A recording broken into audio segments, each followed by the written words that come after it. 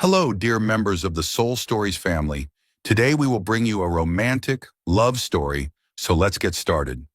Don't forget to subscribe to our channel so you don't miss any meaningful stories. Rain poured over the Tennessee countryside, turning the red dirt road leading to Greenbrier into a river of mud. Ivy Monroe, 26, drove an old Chevrolet pickup, its dim headlights slicing through the dense curtain of rain. The steady drumming on the windshield blended with a melancholy country song playing softly from the radio. She wore a worn-out denim jacket, mud-spattered rubber boots, and her brown hair was tied up messily beneath a faded baseball cap. Her eyes were sharp but weary, the eyes of someone long used to fighting for every day. Ivy was a single mother, raising her 6-year-old son Caleb on a small farm on the town's edge. The old wooden house with patched-up shingles was all that remained of her family after her parents passed. She worked at the local auto repair shop, sold homemade honey, and did sewing jobs to support Caleb. Every dollar she made went to her son, for milk, books, and shielding him from the town's whispers about that Monroe girl with no husband but a child. Tonight the rain was worse than usual. Ivy had just left the garage after a late shift, a few dollars in her jacket pocket to buy milk. She was planning to stop by the grocery store when, on a deserted stretch of road, her headlights swept across a sleek black Mustang parked askew at the roadside. One tire was stuck in a muddy rut, the engine silent.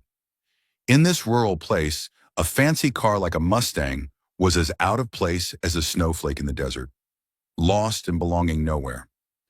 Ivy slowed down, gripping the steering wheel tightly. "Don't be stupid, Ivy," she muttered. Getting involved with strangers' problems was never a good idea, especially not in a storm like this. But then the Mustang's door opened and a man stepped out. He wore a gray suit, white shirt soaked through, dark hair plastered to his forehead. He looked cold and refined, like someone who belonged in a Nashville high-rise, not a Tennessee cornfield. Ivy's heart skipped a beat, not because he was handsome, though he clearly was, but because something about him stirred old memories. The man approached, shielding his eyes from the rain. "My car broke down. Do you know how to fix it?" His voice was low and clear, tinged with urgency. Ivy shut off her engine and stepped out. The rain instantly soaked through her jacket, chilling her to the bone. She walked toward him, her gaze meeting his, and both of them froze, as if time itself had halted. "Nathaniel?" Ivy whispered, her voice barely audible over the rain. "Ivy," he said, his voice hoarse, as if her name had just unlocked a door sealed shut for 7 years. Nathaniel Quinn, 33, the man who had once been her husband, on paper, in a rushed, loveless contract marriage. 7 years ago, Ivy was only 19 when her family faced financial ruin. Nathaniel, then a young and ambitious businessman, offered a deal, a wedding to save her family's debts, in return for support from her influential relatives in the Tennessee business world. The ceremony took place in a tiny church. No flowers, no guests. On their wedding night, in a cold hotel room, they shared one intimate moment, brief, awkward, more out of obligation than emotion. By morning, Nathaniel had left for London to run his company, without even a goodbye. Weeks later, Ivy found out she was pregnant. But he was gone. No phone number, no address. She chose to keep the secret, refusing to use her child to tether a man who had seen her as nothing more than a transaction. Now here he was, standing in the rain like a ghost from the past. Ivy turned her face away, trying to hide the storm of emotion. "What's wrong with your car?" she asked coolly, lifting the Mustang's hood. She bent down to inspect the engine, clinging to the work like a shield for her racing heart. Nathaniel didn't answer immediately. Rain streamed down his sharp features. His gaze fell on Ivy's left hand. A simple silver ring glittered beneath the headlights. The same ring he had placed on her finger the day they wed. The ring he thought she had surely thrown away, just as he had left her behind. "You still wear it," Nathaniel said, his voice catching, as if he couldn't believe it. Ivy clenched her fist, hiding the ring. "Don't say anything," she cut him off. "The ignition's flooded. I'll fix it well enough for you to keep going. You should find shelter in this weather." She worked quickly, hands moving fast to pull wires and dry the spark plugs. Every motion was a way to stay composed, to avoid those deep blue eyes that looked so much like Caleb's. Nathaniel stood silently watching. He wanted to ask why she still wore the ring, why she was here, living like this. But he said nothing. He simply watched the woman who had once been his wife, now fixing his car in the middle of a storm. When the Mustang's engine roared to life, Ivy slammed the hood shut and wiped her hands on her jacket. All set. Go before the rain gets worse. Nathaniel looked at her, his eyes unwavering. Ivy, we need to talk. There's nothing to talk about, she replied, turning toward her pickup. But she paused, glanced over her shoulder. Don't show up in front of me again, Nathaniel. I don't need you coming back. She climbed into her truck, slammed the door, and drove off, leaving Nathaniel standing alone. The rain kept falling, but he didn't feel cold. Only a burning ache in his chest remained, the ache of someone who had just rediscovered something precious and realized he'd lost it long ago. Inside her truck, Ivy gripped the wheel, tears slipping silently down her cheeks. The ring on her finger had never felt heavier. She didn't know that this rain hadn't just brought Nathaniel back. It had also stirred a secret that would change both of their lives forever.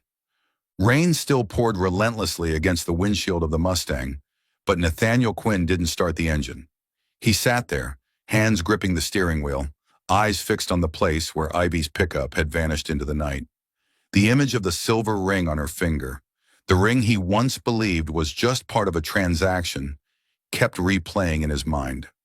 7 years. 7 years since he'd left Greenbrier, left the young girl with fierce brown eyes behind. And now she was standing before him again, like a wound from the past that had never healed. Nathaniel took a deep breath, trying to dispel the suffocating weight pressing on his chest. He hadn't planned to return to Tennessee, hadn't intended to face the life he'd abandoned, but work, a major real estate development project in Nashville, had brought him back. And then, like some twisted joke from fate, his Mustang had broken down in the rain, and Ivy had appeared. Ivy Monroe, his wife in name only, the woman he once thought he could forget. He started the car, the engine growling to life. But instead of driving toward his hotel in Nashville, Nathaniel found himself turning down the muddy road that led to Ivy's farm. He didn't know why. Maybe it was the ring. Maybe it was the look in her eyes, full of pain and resolve. He needed answers, even if he wasn't sure he was ready to hear them. 7 years ago, Greenbrier, Tennessee. 19-year-old Ivy Monroe stood before the mirror in the small bedroom of her family's farmhouse. A simple cream-colored wedding dress clung to her slender frame, her brown hair falling loose around her shoulders. No makeup, no bouquet. This wasn't the wedding she dreamed of as a child. It was a deal. Her family, once one of Tennessee's major agricultural suppliers, was on the brink of bankruptcy. Debts piled high, and the farm was days from foreclosure. Then Nathaniel Quinn, a 26-year-old rising businessman, appeared like a lifeline. The proposal came through a lawyer, a marriage of convenience to help Nathaniel gain standing in Tennessee's business circles, in exchange for him paying off the Monroe family's debts. Ivy hadn't wanted it, but the desperate look in her mother's eyes and the pile of demand letters on the kitchen table made her say yes. Just 1 year, Nathaniel had said during their first meeting, his tone cold but not cruel. After that, you're free. I won't bother you again. The wedding took place in a tiny church outside Greenbrier. Only a few of Ivy's relatives, the lawyer, and Nathaniel were present. He wore a black suit, handsome but distant. When he slipped the silver ring onto her finger, his hand trembled slightly, but his eyes never met hers. The vows were dry, delivered like a legal declaration. On their wedding night, they stayed at an old hotel in town. The room was cold, the scent of damp wood heavy in the air, and the dim yellow light flickered above them. Ivy sat on the edge of the bed, heart heavy. She didn't know what to do or what he expected. Nathaniel stood by the window, staring into the dark. You don't have to do anything, he said in a low voice. This is just a contract. But then unexpectedly, he turned around and something in his gaze softened. Maybe it was the wine from dinner or the stifling silence of the room, but Nathaniel walked over and sat beside her. I don't want you to be afraid of me, he said quietly. Ivy looked at him, and for the first time, she saw a flicker of something real in those blue eyes. Not a cold businessman, but a man just as lost as she was. They didn't speak again. He touched her hand, gentle, hesitant, and then, like a current neither could stop, they drew close. It wasn't love, not even passion, but a clumsy moment of closeness born of duty and something faintly human. When Nathaniel kissed her, Ivy closed her eyes and let herself forget the world, just for a few minutes. Later he lay beside her in silence, and she listened to his steady breathing in the dark. The next morning he was gone. A note on the table read, "Thank you, I'll keep my word. 1 year from now the contract ends, you'll be free."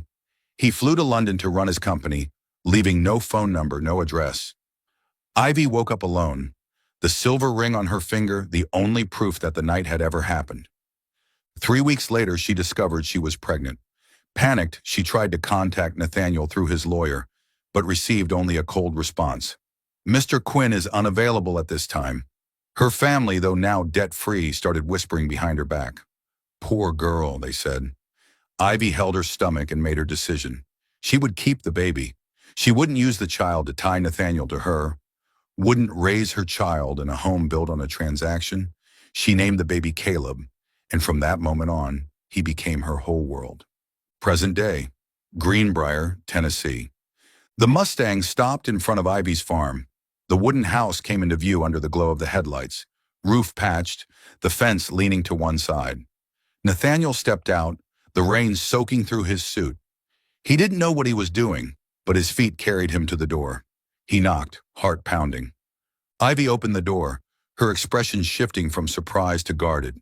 She wore an old sweater, her hair damp from a recent shower. "What are you doing here?" she asked, voice cold. "I need to talk," Nathaniel replied, trying to stay calm. "About the past." Ivy gripped the doorframe. "There's nothing to talk about, Nathaniel. Go." But before she could close the door, a small voice called from inside the house. "Mom? Who is it?" A 6-year-old boy with tousled brown hair appeared behind her. Nathaniel looked at the boy, and his heart stopped. The blue eyes, the straight nose, the innocent smile. It was like staring at a smaller version of himself from 30 years ago. "Caleb, go to your room, sweetheart," Ivy said, her voice trembling. She ushered the boy away, but Nathaniel's eyes never left him. A thought flickered through his mind, but he didn't dare believe it. Could it be? "Ivy," Nathaniel rasped. "The boy? Whose son is he?" Ivy turned back, her eyes sharp and wounded. "He's mine," she said firmly, "and he has nothing to do with you." She slammed the door shut, leaving Nathaniel standing in the rain. He didn't move, his mind spinning. The ring, the boy, Ivy's eyes. Everything felt like scattered puzzle pieces from a truth he'd never known. He returned to the car, but he knew he couldn't drive away. Not tonight, and maybe not ever again. Inside, Ivy sat on the floor, holding a sleepy Caleb in her arms.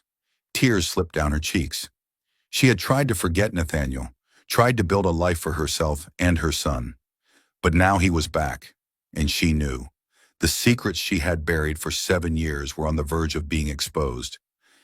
Have you ever loved someone in silence for years? Share your story in the comments, and hit the like button if you felt Ivy's pain. The rain had stopped, leaving puddles scattered across the Tennessee fields. Nathaniel Quinn stood beside his Mustang, just a few steps from Ivy Monroe's wooden farmhouse. The sound of that door slamming still echoed in his head, along with Ivy's bitter eyes and the image of the boy, Caleb, with those unmistakable blue eyes just like his. He had meant to get back in the car, drive to Nashville, and leave it all behind like he did 7 years ago. But his feet refused to move. The silver ring on Ivy's finger, Caleb's smile, they were pieces of a puzzle he could no longer ignore. Nathaniel drew in a deep breath, his exhale misting in the cold air. He was never good at handling emotions, never used to being dragged backward into the past. But Caleb's face, the possibility that the boy might be his son, made turning away impossible. He walked toward Ivy's door, muddy leather shoes squelching, suit still damp from the earlier rain. He knocked. The dry, hollow sound echoed into the quiet night. He didn't know what he'd say, but he needed answers. Inside, Ivy held Caleb, who had fallen asleep on her shoulder. She gently laid her son in bed, tucking the blanket around his small frame. Looking down at his peaceful face, her heart tightened. Those bright blue eyes, that radiant smile, he was a mirror of Nathaniel. She had tried to shield him from all of it, from contracts and cold stares, from a world that never wanted him. But now Nathaniel stood just outside, and she didn't know how much longer she could keep the truth hidden. The knock startled her. She glanced out the window and saw Nathaniel's tall frame still there.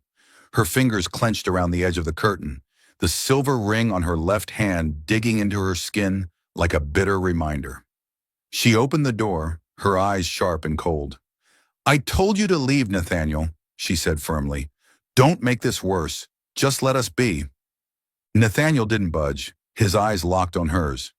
"I can't walk away, Ivy," he said, voice low but steady. "Not after seeing that boy. I need to know the truth."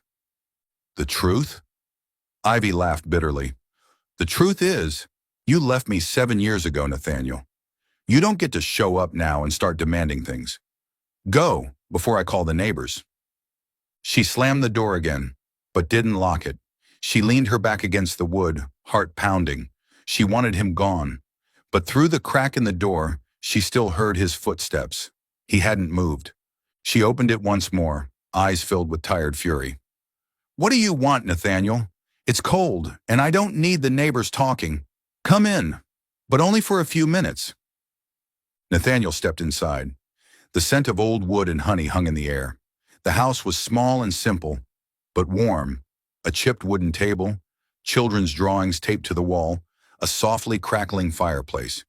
He sat down on a wooden chair, his eyes never leaving her. Ivy poured 2 mugs of black coffee, placed one in front of him, then stood leaning against the kitchen counter, arms crossed as if guarding herself. "Caleb," Nathaniel said, his voice low. "Whose son is he? Ivy?" The question dropped like a stone. Ivy turned her face away, eyes fixed on the floor. "He's my son," she said firmly, "and he has nothing to do with you." "Ivy," Nathaniel stood, taking a step closer, then stopping when she stepped back. "He looks like me. You know it. If Caleb is my son, I have the right to know." "Right?" Ivy let out a hollow laugh, eyes rimmed red. "You left, Nathaniel. You abandoned me with nothing but a piece of paper and no explanation. I called your lawyer. I wrote letters. You never answered. And now you come back and talk about rights?" Nathaniel froze. Her words struck like a blade. He wanted to tell her he hadn't known, that he had been buried in work, pressured by his family.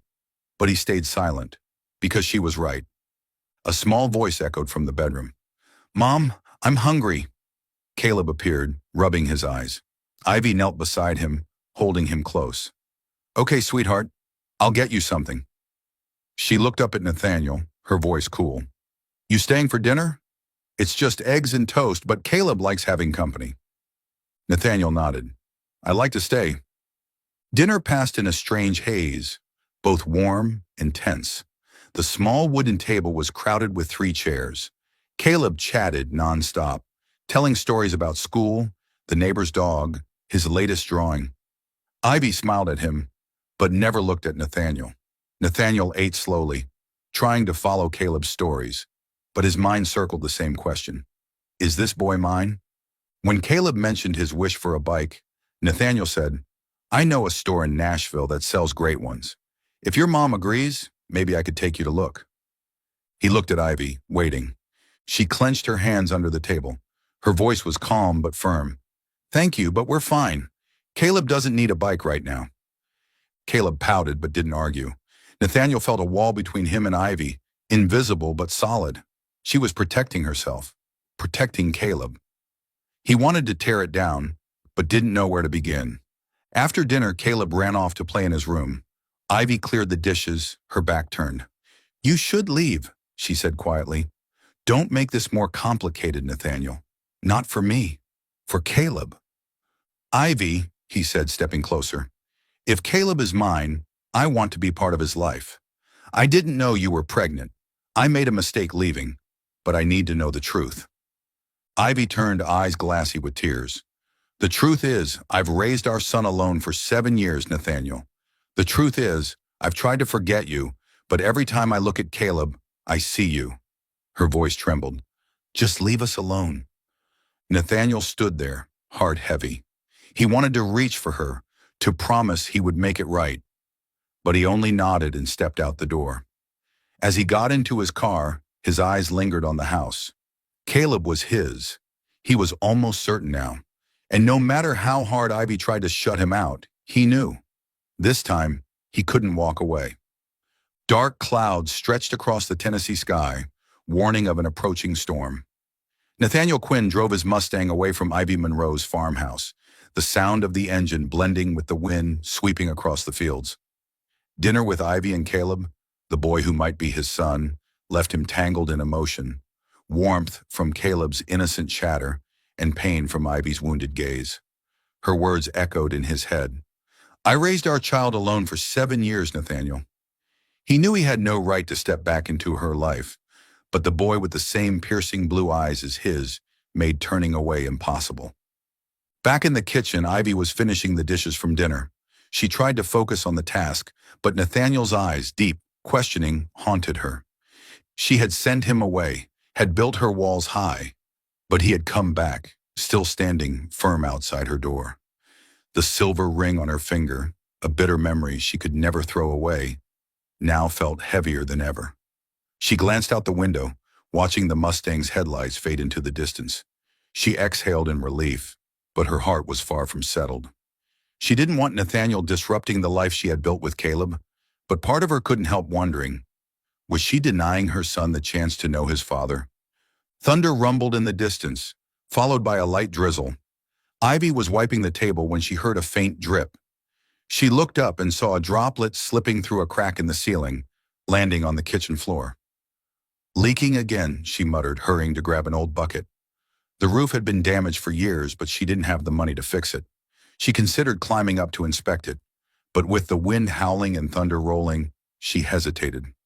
Caleb was asleep, and she didn't want to leave him alone. Suddenly, headlights swept across the yard. Ivy's heart jumped. Nathaniel's Mustang pulled back into the driveway and parked. He stepped out, his suit damp from the rain, and hurried to the porch. Ivy opened the door, her expression a mix of surprise and frustration. "Nathaniel, I told you to leave. Why are you back?" "I heard the weather report on the radio," he said, his voice low as rain slid down his hair. "They're calling for a big storm tonight. Your roof. I saw it leaking during dinner. Let me help." Ivy gripped the doorframe. "I can handle it. You don't need to get involved." "Ivy," Nathaniel said, his voice steady, "Caleb's asleep in there. If that roof gives in, he could be in danger. I'm not walking away while you and your son are at risk." She wanted to refuse again, to shut him out like before. But another clap of thunder shook the air, and the thought of Caleb sleeping beneath a faulty roof made her falter. She bit her lip and nodded reluctantly. "Fine, but just the roof. When you're done, you leave." Nathaniel nodded and stepped inside. The scent of old wood and honey filled the air. Ivy handed him a rusted toolbox, along with a hammer and a few spare shingles. "Ladder's out back," she said coolly. "I'll help." They climbed onto the roof in the soft rain, the cold wind biting at their skin. Nathaniel, unaccustomed to manual work, moved carefully as he placed the shingles, sealing the leaks. Ivy worked beside him, quick, practiced, like someone used to doing everything on her own. They didn't speak. Only the sound of rain and hammering filled the silence. Yet in that silence, there was something strange, an unspoken closeness, as if they were sharing a burden too heavy to name. As Nathaniel laid the last shingle, Ivy slipped on the wet rooftop. He reached out, grabbing her hand and pulling her into his arms. For a moment, they stood still, bodies close, breath mingling in the cold air. Rain streamed down Ivy's face, highlighting her fierce brown eyes still brimming with hurt. Nathaniel didn't let go, his gaze locked on hers. "Ivy," he whispered, voice rough. "I'm sorry for everything I did." She shook her head, trying to pull away, but he held her gently. "Don't, Ivy," she said, her voice trembling. "You don't understand, Nathaniel. You never did." He drew her closer in a quiet embrace, as if trying to offer warmth in the freezing rain. His hug was steady, secure, so unlike the storm around them. Ivy didn't return the gesture, but she didn't push him away either. She could hear his heartbeat, and some buried part of her, the part she had silenced for years, wanted to believe he truly meant it, that he truly regretted what he had done. But the pain from 7 years ago still lingered, like a scar that had never healed. They pulled apart, eyes meeting in silence. Ivy wiped the rain from her cheek, her voice low. "Don't do that again, Nathaniel. We can't go back." Nathaniel nodded, respecting her space. They climbed down and went back inside. The fireplace crackled gently, casting a warm glow on their rain-soaked skin. Ivy handed him an old towel. "Dry off. You're soaked." He took it, eyes never leaving her. "Ivy, I don't want to hurt you anymore, but I need to know about Caleb. If he's my son—" "Not tonight," she interrupted, her voice firm. "I need time." Nathaniel nodded. "I'll wait, however long it takes." Ivy led him to the door. The rain was still falling. "Thanks for fixing the roof," she said. "You should go now." Nathaniel stepped outside but turned before getting into his car. "I'll come back, Ivy. Not to take anything, but to prove I can stay." She closed the door without answering, but as the headlights faded into the distance, Ivy sat on the floor and buried her face in her hands. Nathaniel's embrace still clung to her, and no matter how hard she tried to deny it, he was still part of her, and part of Caleb. The morning after the storm, the Tennessee sky was clear and bright, and dewdrops sparkled across the golden cornfields. Ivy Monroe stood in the kitchen, brewing coffee with an old ceramic pot, trying to keep her mind busy. But the memory of the night before, Nathaniel's arms around her in the rain, the regret in his eyes, kept looping in her thoughts, making it impossible to focus. She had told him to leave, had tried to maintain distance, but his presence, his persistence, was shaking the wall she had spent 7 years building. The silver ring on her finger, once a bitter reminder of a mistake, now seemed to carry a different meaning. Caleb burst into the kitchen, his brown hair tousled, holding up a new drawing. "Mom, I drew Mr. Nathaniel's car!" he shouted excitedly, showing her a colorful, clumsy sketch of a black Mustang. Ivy smiled, but her heart ached. Caleb liked Nathaniel, and that scared her as much as it warmed her. She didn't want her son to get attached to a man who might walk away again. Outside, an engine rumbled. Ivy looked out the window and saw Nathaniel's Mustang pulling into the driveway. He stepped out, wearing a plain white shirt instead of a suit, but still carrying the same undeniable elegance. Ivy clenched her hands, took a deep breath, and opened the door before he could knock. "Nathaniel, why are you back?" she asked, her voice cold, but less sharp than before. "I need to talk," he said seriously. "About Caleb. About us. I can't leave without knowing the truth." Ivy crossed her arms, her gaze wary. "Caleb's here. I don't want him hearing any of this." Nathaniel nodded. "We can talk outside. Just a few minutes." She hesitated, but the firmness in his eyes made her nod. "Wait here." She stepped back in, told Caleb to stay in his room, then grabbed her coat and walked into the yard with Nathaniel. They stood beneath the old oak tree as morning wind rustled the leaves above. The early light was calm, but between them, a storm still raged. Nathaniel broke the silence. "Ivy, I thought about everything last night, about Caleb. That boy, he's mine, isn't he?" The question landed like a blade, sharp and inescapable. Ivy turned away, her gaze falling to the fields. She had known this moment would come, but she still wasn't ready. She drew in a shaky breath, then nodded, her voice low. "Yes, Caleb is your son." Nathaniel froze, as if her words confirmed what he had feared and hoped in equal measure. He closed his eyes, fists clenched. "Why didn't you tell me? 7 years, Ivy. 7 years I didn't know I had a child." Ivy turned back, eyes red with emotion, her voice bitter. "Tell you? Nathaniel, you left the morning after our wedding night. No phone number, no address. I called your lawyer. I wrote letters, but they said you were busy, that you didn't want to be disturbed. I was pregnant, alone, while the whole town whispered that I was the Monroe girl who got herself knocked up. What do you think I could have done?" Nathaniel stepped back, her words hitting like blows. I didn't know, he said hoarsely. I swear, Ivy, I didn't know you were pregnant. If I had known, What? Ivy cut in, voice trembling. You'd come back? Stick around? Or send money to shut me up? Our marriage was a transaction, Nathaniel. You needed me for status. I needed you to save my family. That night, it wasn't love. It was duty. I didn't want to use Caleb to hold on to you. I didn't want my child growing up in a fake family. Nathaniel stood still, heart heavy. He remembered that cold hotel room, their awkward closeness, the silence between them. But he also remembered the moment he looked into her eyes and saw more than just obligation. He had left thinking it was for the best, but now he saw the weight he'd left her to carry alone. I was wrong, he said quietly. I was wrong to leave, and wrong not to reach out. But Ivy, I'm here now. I want to take responsibility, not just for Caleb, but for you. Ivy let out a hollow laugh and shook her head. You don't get it, Nathaniel. I don't need you to rescue me.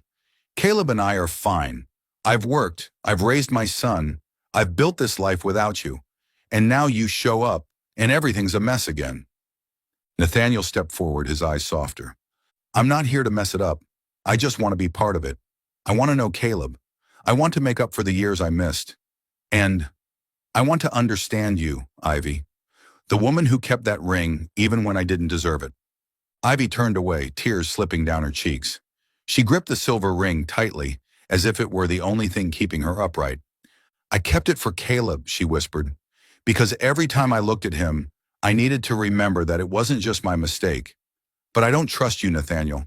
Not after everything. He nodded, honoring her honesty. I understand. I don't expect you to trust me right away. But I'll prove it. I'm staying in Greenbrier. I'm not going anywhere until you and Caleb are ready. She looked at him, her eyes a mix of doubt and exhaustion. You say that now, but what happens when Nashville calls?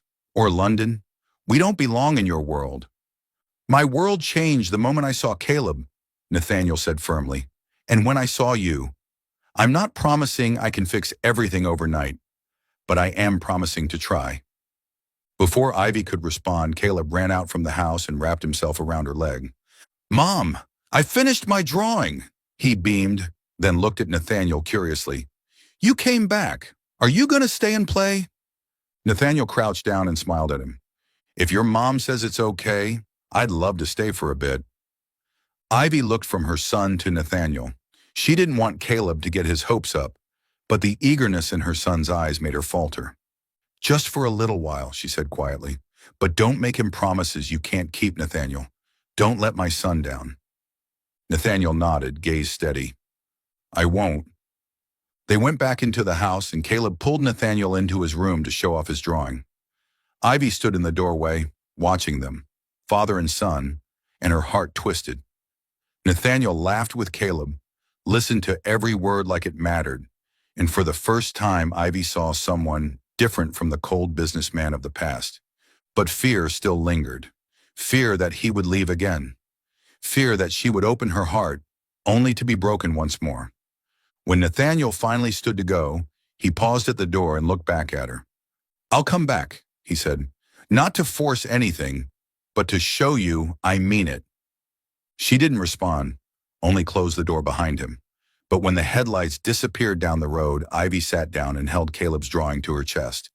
She knew no matter how hard she tried, Nathaniel was already part of their life. And whether she admitted it or not, a small, fragile part of her still hoped he'd keep his word. The first rays of afternoon sunlight glistened across the Tennessee fields, catching the dew still clinging to the cornstalks after the storm.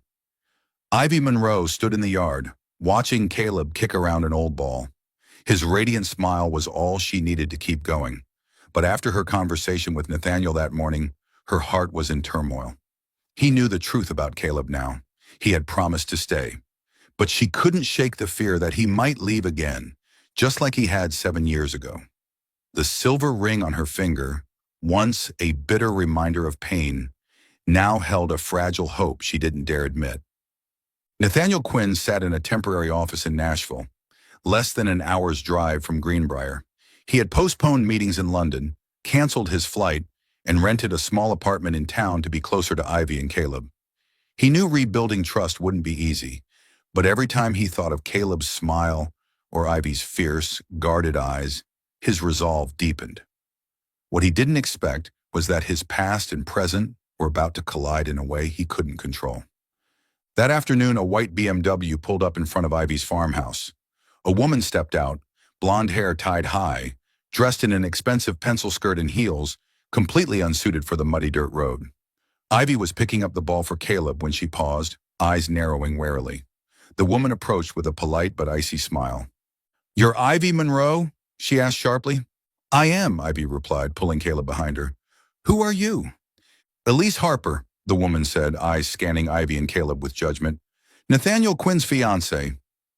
Ivy's heart skipped a beat, but her face remained calm. "I didn't know he had a fiancé," she said coolly. "He never mentioned you." Elise smirked and pulled an iPad from her designer bag, tapping open a news article. "Maybe he was too busy digging into your past. Did you know the Nashville press loves stories like this? Poor single mother signed a contract marriage with Nathaniel to save her family. And now, an illegitimate child?" Ivy clenched her fists, blood rushing to her face. "What do you want?"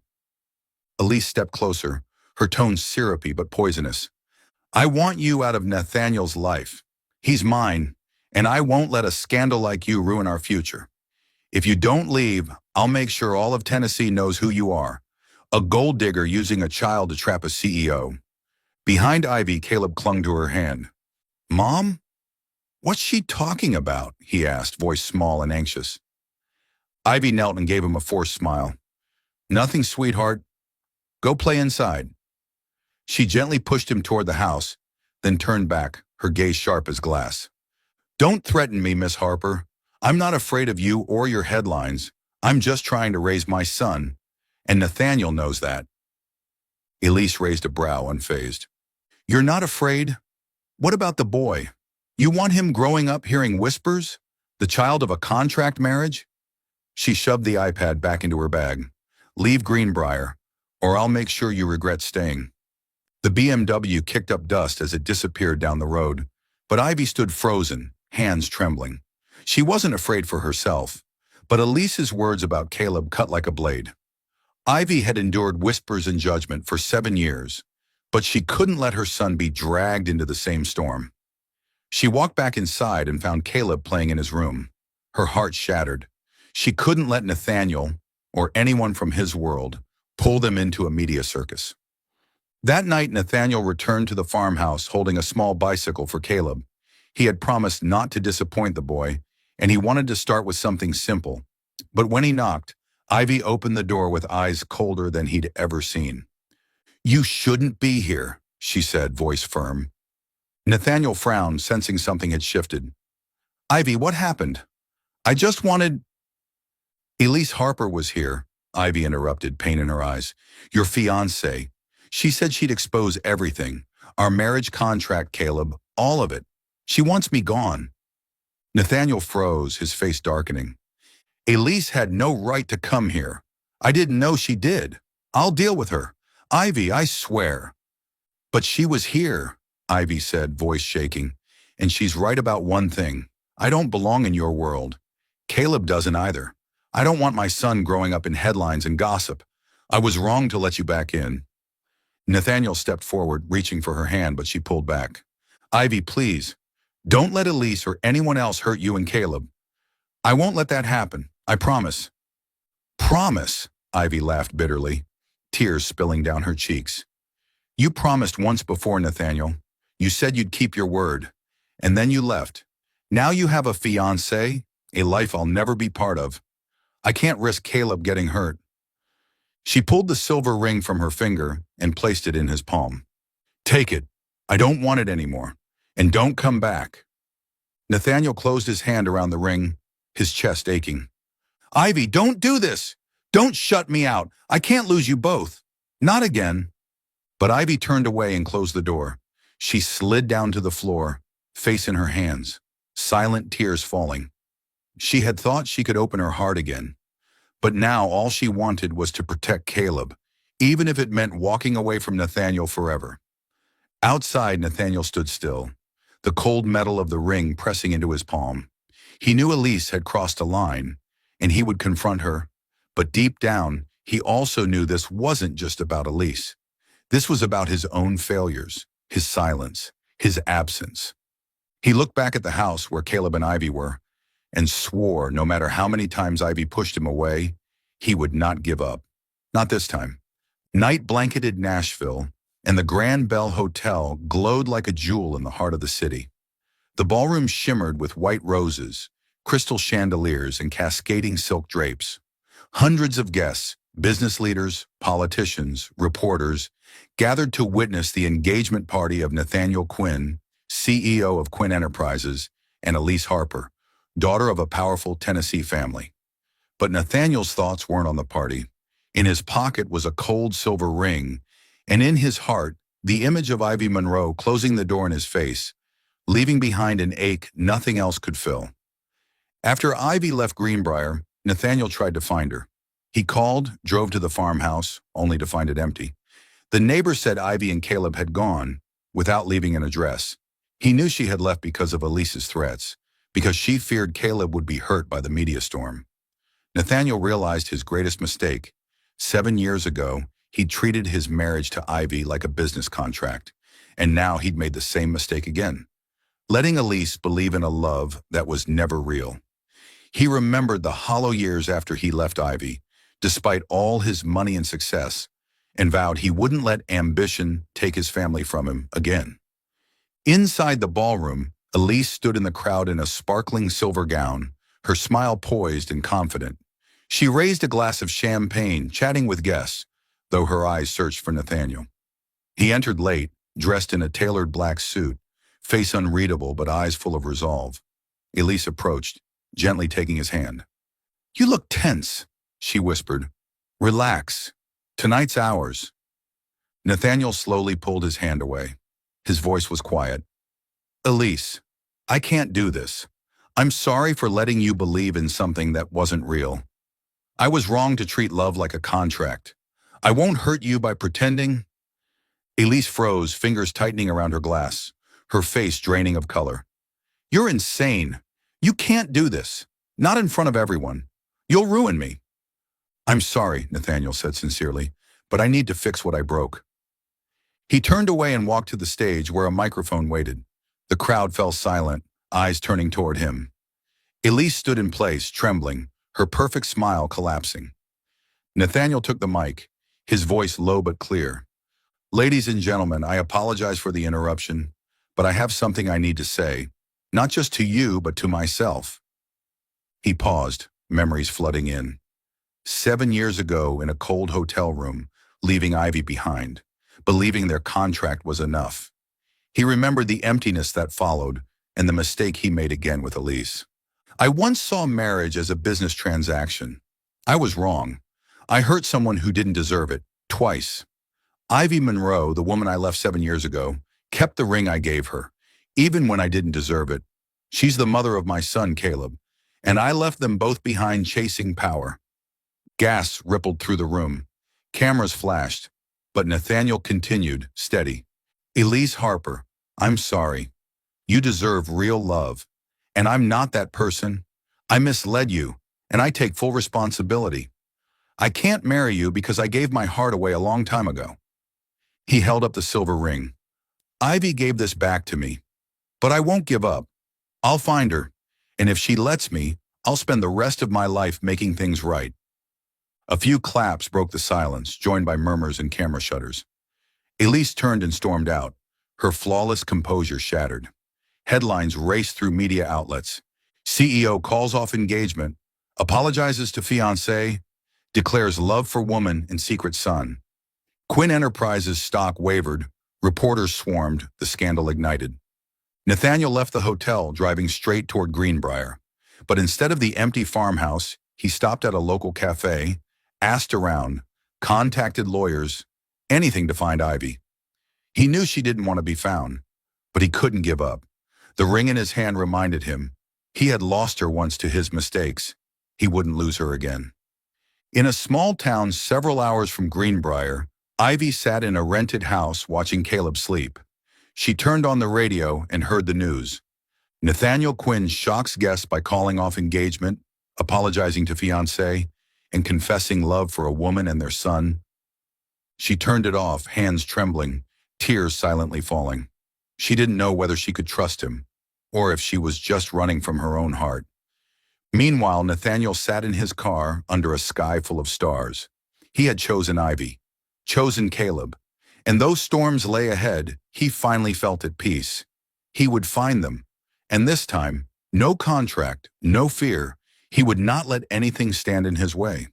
The Tennessee sky hung a pale gray, clouds drifting lazily across the endless fields.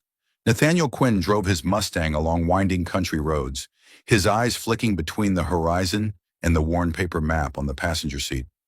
It had been a week since the canceled engagement party in Nashville, when he publicly called off his engagement to Elise Harper, apologized for the lie he'd let grow between them, and declared his love for Ivy Monroe and their son, Caleb. The news had swept across Tennessee, rattling Quinn Enterprises stock and thrusting Nathaniel into a media firestorm. But he didn't care about the headlines or the fallout. All that mattered now was finding Ivy and Caleb, the family he had lost by treating marriage like a business deal.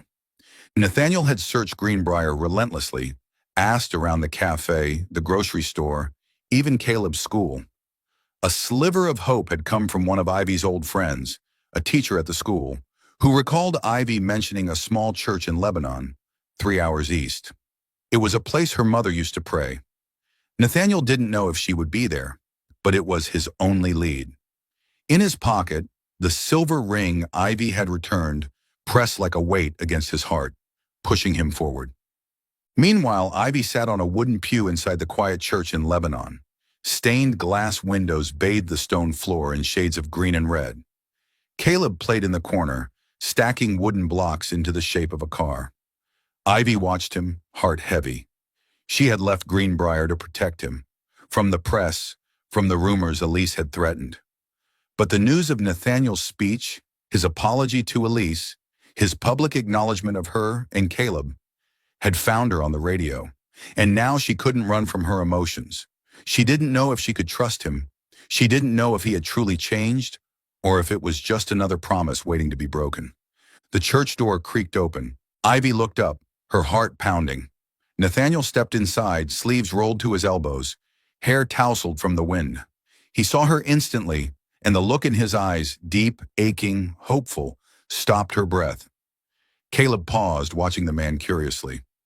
"Ivy," Nathaniel said, voice rough, stepping forward but stopping a few paces away, as if afraid she might vanish. "I've been looking everywhere for you."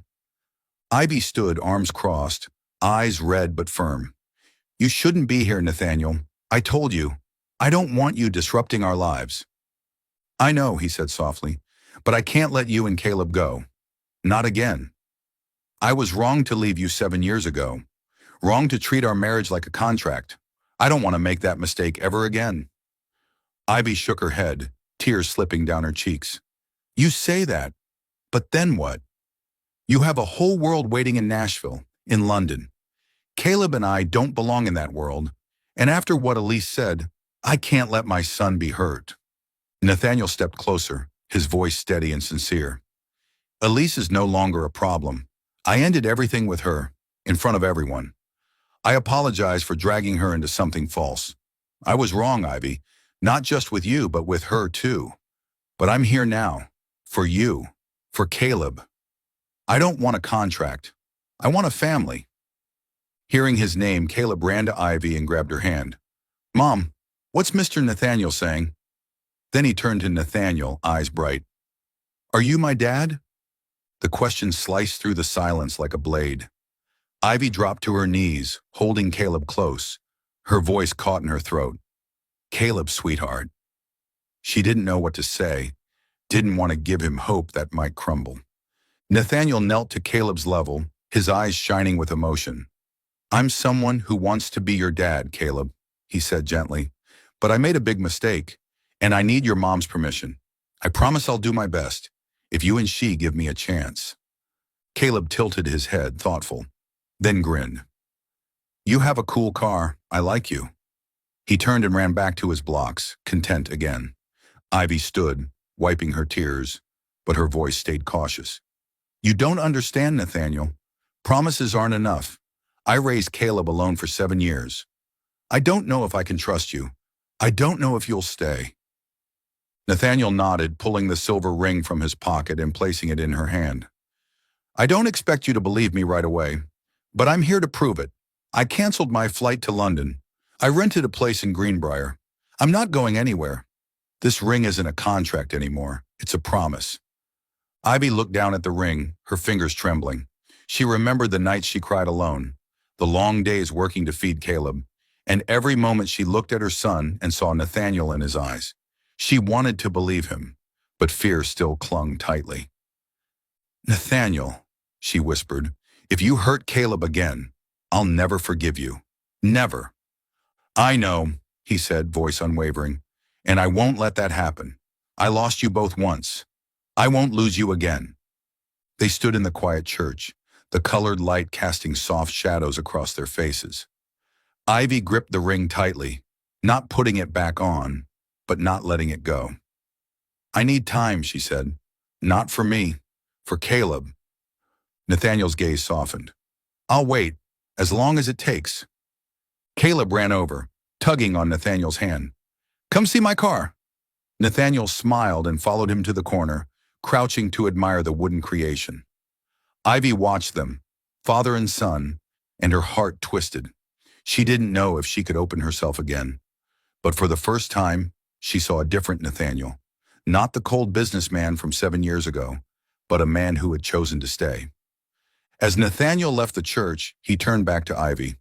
I'll come back, he said, not to pressure you, but to show you I mean it. Ivy didn't answer, but her eyes were no longer cold. She held Caleb close, staring down at the silver ring in her palm. She didn't know if she could trust him, but a small part of her hoped he'd keep his word. Nathaniel climbed into his car and drove toward Greenbrier. The media noise raged on. His company faced pressure, but none of it mattered. He had found Ivy and Caleb, and this time no contract or ambition would stand in his way. The silver ring, though not yet on Ivy's hand, was now a symbol of the family he was determined to win back. Do you believe love deserves a second chance? Subscribe and share this story with someone who still believes in forever. The late autumn days in Lebanon, Tennessee, carried a crisp chill and the scent of dry leaves drifting in the breeze. Ivy Monroe sat on the porch bench of her small rented house, watching Caleb pedal his old bicycle around the yard. His radiant smile was the only light in her tumultuous days. A week had passed since Nathaniel Quinn found her in the church, kneeling to ask for forgiveness and pleading for a chance to make amends. His words, sincere and full of remorse, still echoed in her mind, but Ivy remained cautious. She had endured too much pain, and above all, she wanted to protect Caleb from any promises that might shatter. True to his word, Nathaniel didn't pressure her. He rented a small apartment in Lebanon, just a few blocks from Ivy's house, and began appearing in her and Caleb's lives in simple ways. He brought a set of paints for Caleb after hearing the boy liked drawing cars. He stopped by in the afternoons to help fix the broken fence in front of the house. He demanded nothing, only quietly demonstrating that he wanted to stay. Ivy realized that, even as she tried to keep her distance, his presence was gradually seeping into her heart. That afternoon, Nathaniel arrived with a pumpkin pie from the local bakery. Caleb squealed with delight, running out to hug his leg. "Uncle Nathaniel, does this pie have whipped cream?" he asked, eyes gleaming. Nathaniel laughed, ruffling the boy's hair. "Of course, but you'll have to ask your mom first." He looked at Ivy, his gaze gentle but unassuming. "I thought Caleb might like it. Hope you don't mind." Ivy stood at the door, arms crossed, her eyes still wary but softer. "It's fine. Come in. It's cold outside." They sat around the small wooden table in the kitchen, with Caleb eagerly recounting his day at school and his new drawing. Nathaniel listened attentively, asking questions, and occasionally laughing heartily when Caleb described racing his friends on the playground. Ivy observed, noting that Nathaniel wasn't just trying to please Caleb. He genuinely cared. He remembered Caleb's friends' names and the stories the boy had shared the previous week. This realization warmed her, but also frightened her. afraid that if she opened her heart, she might be hurt again. After a simple dinner with pumpkin pie, Caleb dragged Nathaniel outside to play ball. Ivy stood on the porch, watching the two, father and son, chasing each other and laughing under the setting sun. Caleb was the bridge, drawing Nathaniel and Ivy closer, even as she maintained an invisible wall. When Caleb tripped and fell, Nathaniel rushed over, lifting him up and checking his knee with genuine concern. Ivy felt her heart skip a beat. She had never seen anyone, besides herself, care for Caleb like that. Later that night, as Caleb yawned and hugged Nathaniel before heading to bed, he asked sleepily, "Uncle, will you come back tomorrow?" Nathaniel smiled, tousling the boy's hair. "If your mom agrees, I'll be back." With Caleb asleep, Ivy and Nathaniel sat on the old sofa in the living room, the dim light from the lamp casting a soft glow on their faces. Silence enveloped them, but it wasn't as heavy as before. Ivy held a cup of cocoa, her eyes glancing at Nathaniel. "You don't have to do all this," she said softly. "The pie, the fence, playing with Caleb. You don't need to prove anything." Nathaniel looked at her, his eyes deep and earnest. "I want to, Ivy. Not to prove anything, but because I want to be part of this life. I've missed 7 years with Caleb, with you. I don't want to miss another day." Ivy tightened her grip on the cup, her gaze wavering. "You say that, but I'm still scared. Scared you'll leave, like 7 years ago. Scared Caleb will love you, and then you'll disappear." Nathaniel lowered his head, his hands clasped tightly. "I don't blame you for being scared. I've hurt you, and I'll carry that guilt forever. But Ivy, I'm here not out of obligation. I'm here because every time I look at Caleb, I see a part of myself. And every time I look at you, I see the woman who makes me want to be better." His words swept through the walls around Ivy's heart like a gentle breeze. She turned away, tears silently falling.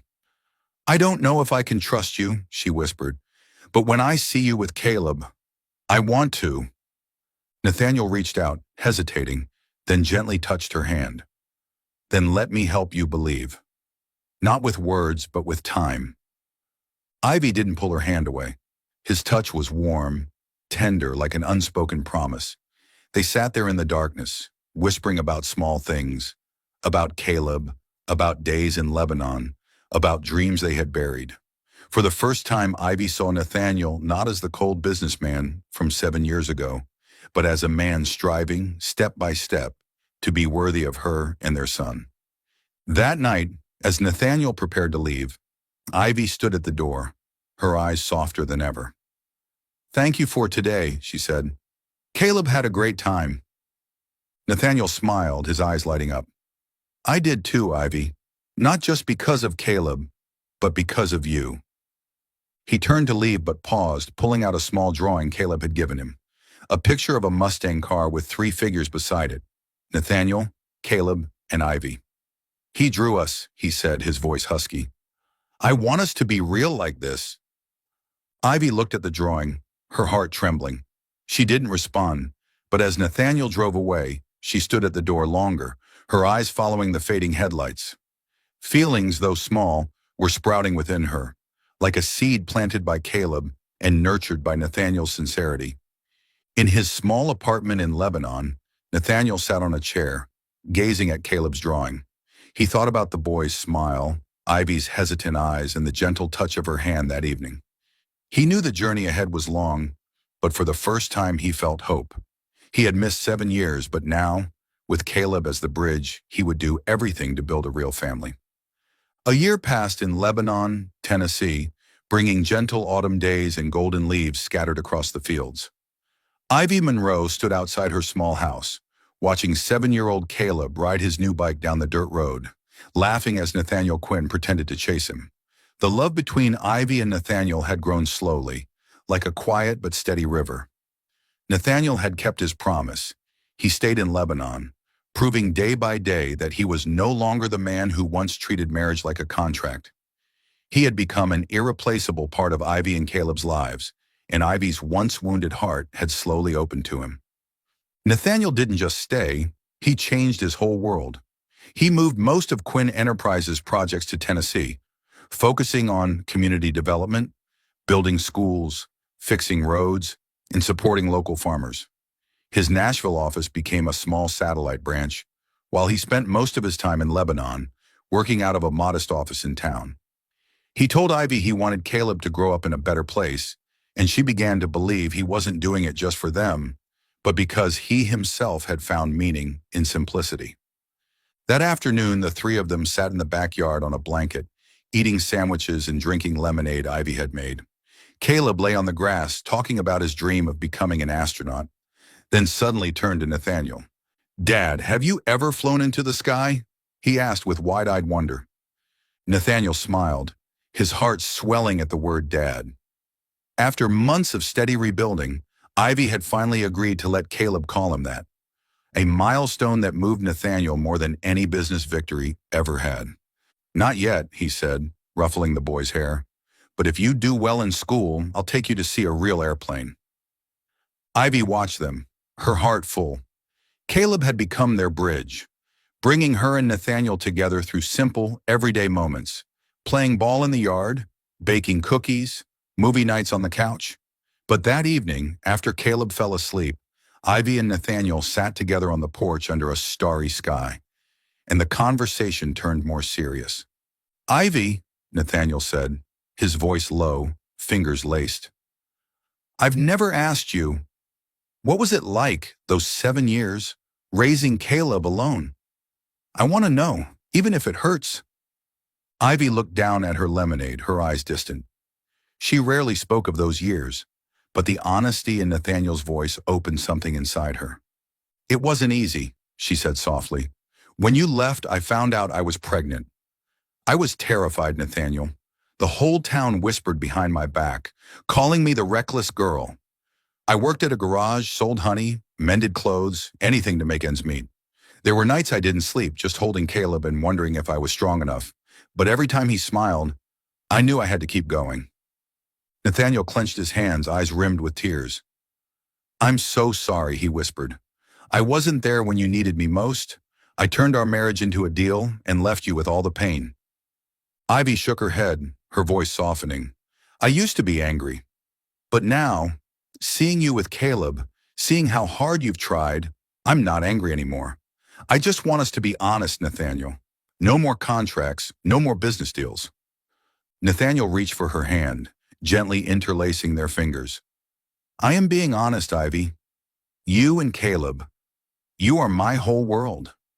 I lost 7 years, but I want to spend the rest of my life making it right." She looked into his eyes, feeling the warmth in his touch. Their love, born from pain, had grown into something real, quiet but unshakable. She didn't reply, but her small smile was all Nathaniel needed. Weeks later, Nathaniel brought Ivy and Caleb to a lavender field near Lebanon, where he'd once helped build a community center. The sunset painted everything gold, and the scent of lavender floated on the breeze.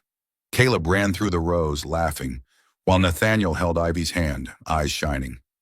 "Ivy," he said, stopping in the middle of the field, his voice trembling, "I've thought a lot about us, about Caleb, about the future. I don't want to just visit your lives. I want to be your family, forever." He knelt down, pulling a silver ring from his pocket, not the old contract ring, but a new one, simple, engraved with her name. "Ivy Monroe, will you marry me? Not for a contract, but because I love you and I want to spend my life with you and Caleb." Ivy froze, tears falling freely. She looked at Nathaniel, then at Caleb running toward them, and her heart overflowed. "Yes," she whispered, "I will marry you." Caleb squealed and wrapped his arms around them. "We're a family," he shouted, and the three of them embraced under the sunset, complete at last. The wedding was held right there in the lavender field, simple but full of joy. No wealthy guests, no fancy venue. Ivy wore a plain white dress she sewed herself, no makeup but glowing. Nathaniel wore a white shirt and jeans, grinning beside her. Caleb, as ring bearer, tossed lavender petals down the aisle with glee. Before a small group of neighbors and loved ones, Nathaniel took Ivy's hand and spoke with conviction. "She was just a girl I married for a contract, but she taught me what love is, what family means. Ivy, you are my whole world." Ivy smiled, tears shimmering. You were once a deal, Nathaniel, but now you are my home. They exchanged rings, kissed beneath the golden light, and Caleb ran to hug them both as the crowd cheered. After the wedding, they returned to their little house in Lebanon, ready to live a simple life. Nathaniel continued his community projects. Ivy opened a small bakery. Caleb grew up surrounded by love. Their life wasn't glamorous, but it was full of peace, laughter, and a quiet happiness they once thought impossible. What's more beautiful, a lavish wedding or a quiet vow whispered in love? Comment Ivy and Nathaniel forever if their story touched your heart.